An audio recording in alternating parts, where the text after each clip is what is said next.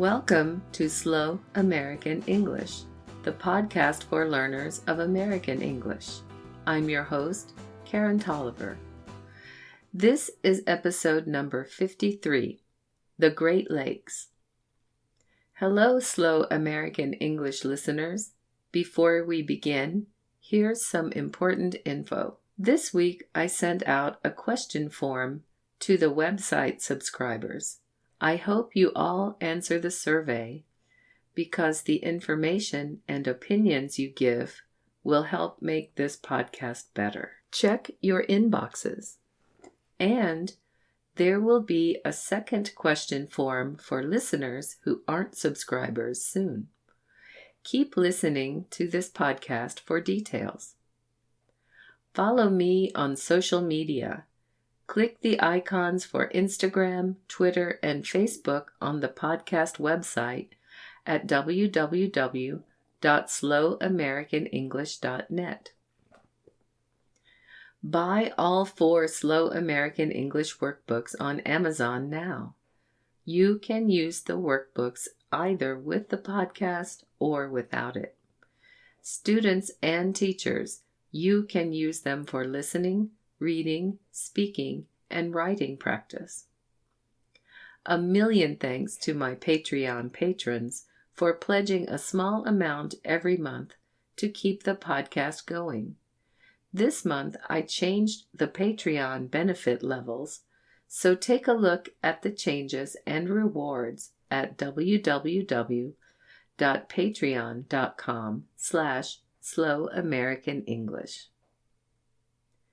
Become a website subscriber at slowamericanenglish.net.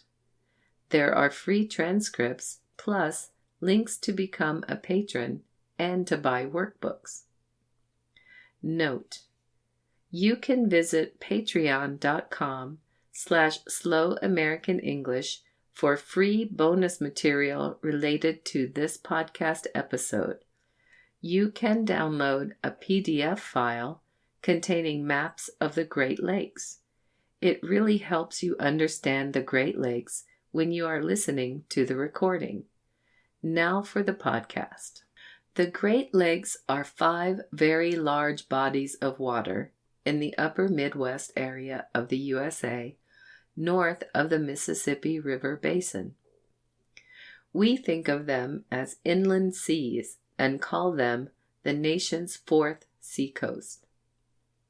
They lie on the border with Canada and measure more than 750 miles from east to west. They touch 8 states: Michigan, Wisconsin, Minnesota, Illinois, Indiana, Ohio, Pennsylvania, and New York. The Great Lakes, along with their connecting rivers, form the largest fresh surface water system on Earth. The Great Lakes were formed by glaciers thousands of years ago, and they are very deep.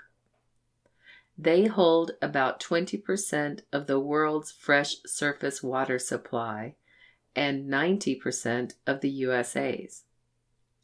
The Great Lakes provide drinking water for about 48 million people. In addition, the lakes are used for transportation, recreation, electricity, fishing, and many other economic and ecological functions. Weather can be very dangerous for ships on the Great Lakes, and there are dangerous reefs too. Many terrible shipwrecks have happened there. One of the most famous was the wreck of the SS Edmund Fitzgerald in 1975. You may have heard the famous song about it by Gordon Lightfoot.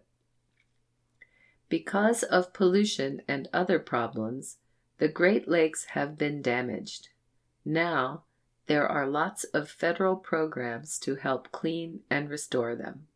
Canada, 40 native North American tribes, and 8 U.S. states take part in the programs. The lakes' names are Huron, Ontario, Michigan, Erie, and Superior. You can remember the names of the Great Lakes by thinking of the word homes. Here is a little information about each one. They are listed in order from west to east. Lake Superior. Lake Superior is the largest in surface area and water volume. The name comes from the French phrase for upper lake, Lac Supérieur, because it is north of Lake Huron. Lake Michigan.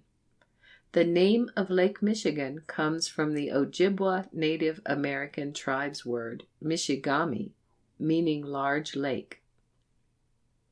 Lake Michigan is the third largest Great Lake in surface area. It's the only one that is located entirely within the U.S. It is connected to Lake Huron by the Straits of Mackinac. Some people consider Lake Michigan and Lake Huron to be two halves of one larger body of water. Lake Huron. The name comes from the Huron or Wyandot Native Americans who lived there. It's the second largest Great Lake with the longest shoreline.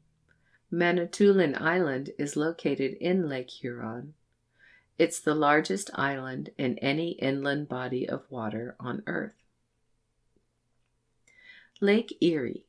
The name of Lake Erie was taken from the Iroquois Native Americans' word for long tail, Irielhonan, which describes Lake Erie's shape. It is the fourth largest Great Lake in surface area, but smallest by water volume. Lake Ontario. The Native American Huron word for Lake of Shining Water is Ontario. This is the smallest of the Great Lakes by surface area. Water from Lake Erie flows into Lake Ontario by the Niagara River. Lake Ontario is at the base of the famous Niagara Falls. Water flows out of Lake Ontario by the St. Lawrence River, which leads to the Gulf of St. Lawrence and then into the Atlantic Ocean. That's the podcast for this time. Slow American English is written and produced by Karen Tolliver. Copyright 2019. All rights reserved. For a free transcript and to subscribe to the podcast, visit www.slowamericanenglish.net. You can also subscribe via Apple Podcast, Google Play Music, TuneIn, and any other podcast feed reader. Theme music for this podcast is written and performed by S.W. Campbell and used by permission.